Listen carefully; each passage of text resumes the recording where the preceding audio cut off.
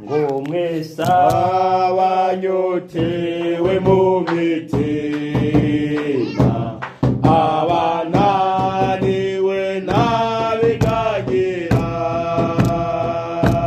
ngwino kw'isoko muhazwe na Yesu.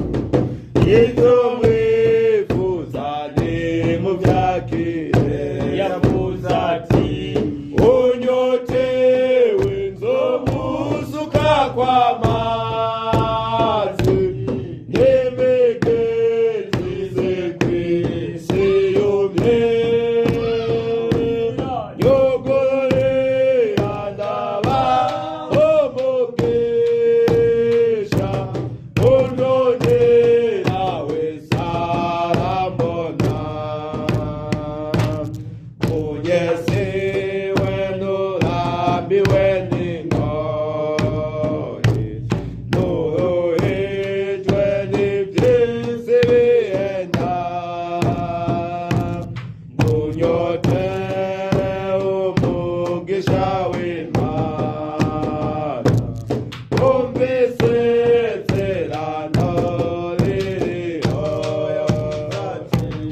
Unyotewe nzomusuka kw'amazi, nemegeze kw'isi yumye, nyogorera ndabahobogesha, unonera wese arambona.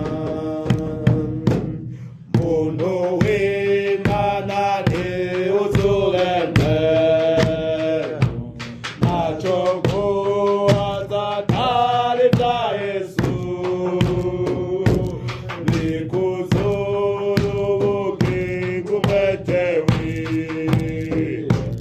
Yesu niwe yarisezeranye, yavuze ati unyotewe nzomusuka kw'amazi, nemegeze kw'isi yumye,